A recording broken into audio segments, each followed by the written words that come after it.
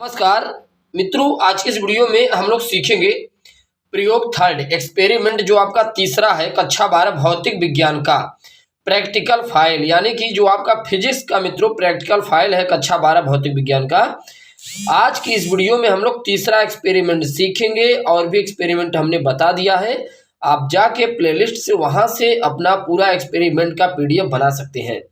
कई बच्चे हमसे पूछते हैं कि सर हमें इसका पीडीएफ कहाँ से मिले, तो हम आपको बताना चाहते हैं मित्रों, आप हमारे चैनल के अबाउट सेक्शन में जाएंगे तो वहाँ पे आपको लिंक मिलेगा, वहाँ से आप पीडीएफ परचेस कर सकते हैं। तो चलिए तीसरा एक्सपेरिमेंट में देखते हैं हम लोग क्या क्या अध्ययन करना होगा। पहले तो आप उद्देश्य के बारे में जानेंगे, इनका ऑब्जेक्ट क्या है, फिर आवश्यक उपकरण के बारे में जानेंगे। इसके बाद मित्रों आपका सिद्धांत आ जाता है, थियरी आ जाती है, फिर प्रेक्षण आ जाएगा, राइट, ऑब्जर्वेशन। प्रेक्षण के बाद आपका देखिए मध्यमान आ जाएगा, मध्यमान में परिणाम वगैरह, सावधानियां वगैरह ये सब चीजें होती हैं, ठीक। और इसके बाद देखते हैं, इसके बाद संभावित त्रुटियां। तो यहाँ पर अगर तीसरा एक्सपेरिमेंट की बात करें, किससे रिलेटेड है, किससे संबंधित है, अवतल दर्पण के लिए u के विभिन्न मानों के लिए, अवतल दर्पण के लिए u के विभिन्न मानों के लिए v के मान ज्ञात करके अवतल दर्पण की फोकस दूरी ज्ञात करना। हमने क्या कहा, अवतल दर्पण के u के विभिन्न मानों के लिए v के मान ज्ञात करके अवतल दर्पण की फोकस दूरी ज्ञात करना, राइट। ये मित्रों आपका जो एक्सपेरिमेंट है वो तीसरा है, तीसरा का ऑब्जेक्ट है, यही हम लोग को एक्सपेरिमेंट करना है। अच्छा, इसके बाद देखिए आप अथवा में ये भी लिख सकते हैं, UV विधि द्वारा संयुग्मी फोकस विधि दो पिनों की सहायता से अवतल दर्पण की फोकस दूरी ज्ञात करना। तो आप ये दोनों इस टाइप के आप लिख सकते हैं। चलिए अब आगे देखते हैं। यहाँ पे अगर ये एक्सपेरिमेंट करना हो तो आपको किस प्रकार की उपकरण की आवश्यकता पड़ेगी, ऑपरेटर्स रिक्वायर्ड में अवतल दर्पण की आवश्यकता पड़ेगी, दो पिन की आवश्यकता पड़ेगी और प्रकाशीय बेंच जिस पर इन्हें सेटअप किया जाता है। इसके बाद आपका सिद्धांत आ जाता है। अगर आप फिगर ड्रा करना चाहते हैं, फिगर के शौकीन हैं तो फिगर आप बना दीजिएगा, क्योंकि मित्रों देखिए जो फिगर है ना, ये एग्जामिनर को समझने में आसानी होता है। एग्जामिनर समझ जाएंगे कि आपने अपने प्रोजेक्ट फाइल को लेकर काफ़ी सीरियसली इसकी तैयारी की है। सिद्धांत अगर थियरी की बात करें, यदि कोई वस्तु अवतल दर्पण के सामने उसके फोकस तथा अनंत के बीच में रखी जाए तो उस वस्तु का उल्टा एवं वास्तविक प्रतिबिंब अवतल दर्पण के सामने बनेगा।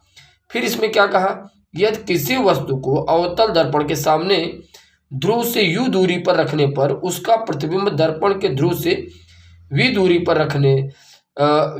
पर बने तो अवतल दर्पण के लिए चिन्ह परिपाटी के अनुसार u तथा v के मान ऋणात्मक होंगे। अतः अवतल दर्पण की फोकस दूरी f के लिए ये पूरा फार्मूला है। फार्मूला क्या है, 1/f = 1/-u + 1/-v, ठीक। तो ये माइनस का अगर गुणा कर देंगे तो ये ऊपर चला जाएगा, ये प्लस माइनस माइनस हो जाएगा, ठीक। ये ऊपर आप ले भी जा सकते हैं, माइनस का ऊपर नीचे गुणा कर दीजिए तो ऊपर ही हो जाएगा। तो जब इसका u v का लस अपर लेंगे तो -u + v/u × v। चलिए अब आगे ध्यान दीजिए मित्रों, इसमें देखिए क्या क्या आता है। प्रेक्षण ऑब्जर्वेशन की यदि बात करें तो यहाँ पर देखिए ऑब्जर्वेशन में क्या क्या है। u1 v के मानों के लिए सारणी यहाँ पर बनाई गई है, तो सारणी आप देख सकते हैं।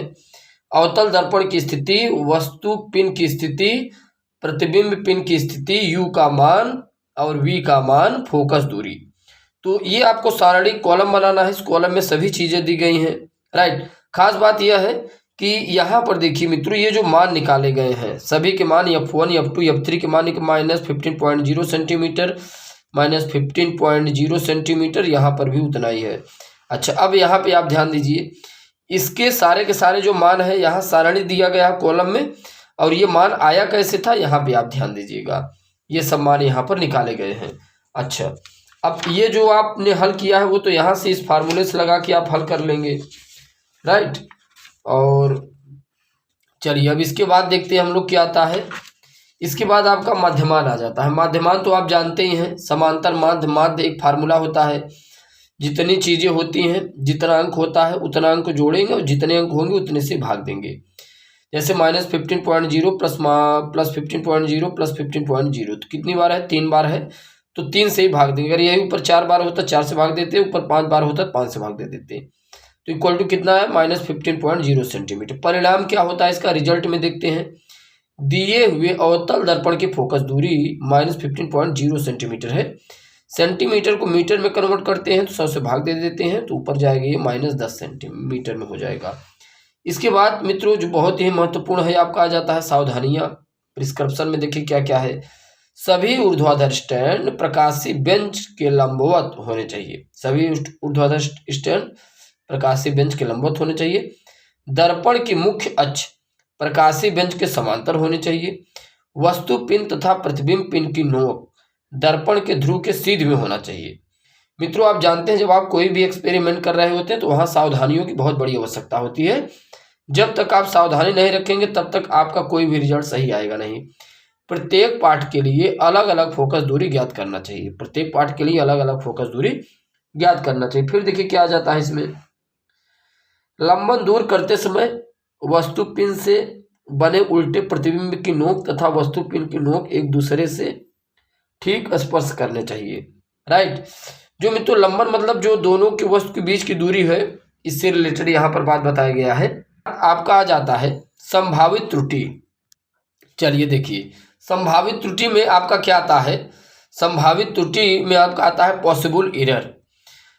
प्रकाशीय बेंच के टेढ़े अथवा झुके होने पर अथवा ऊर्ध्वाधर स्टैंडों के सीधे न होने पर यू तथा वी के मापों में त्रुटि आ सकती है। देखिए अभी हमने मित्रों आपको बताया, इसके पूर्व हम आपको प्रिस्क्रिप्शन सावधानियां बता रहे थे, वहां पर हमने बताया आप कोई भी एक्सपेरिमेंट कर रहे हैं तो आपको सावधानी रखना बहुत जरूरी है। यदि आप सही सावधानी नहीं रखेंगे तो आपका गलत हो सकता है। तो यही यहाँ पर कहा गया, प्रकाशीय बेंच के टेढ़े अथवा झुके होने पर अथवा ऊर्ध्वाधर स्टैंड के सीधे न होने पर यू तथा वी के माप में त्रुटि आ सकती है। राइट, तो इस प्रकार से हम लोग तीसरा एक्सपेरिमेंट सीख पाए। हमने काफ़ी एक्सपेरिमेंट बताए, आप प्लेलिस्ट में जाके वहाँ से तैयारी कर सकते हैं। पीडीएफ चाहिए तो आप अबाउट सेक्शन में जाइए, वहाँ लिंक से आप जुड़ सकते हैं। बाकी नेक्स्ट वीडियो में मुलाकात करेंगे। धन्यवाद।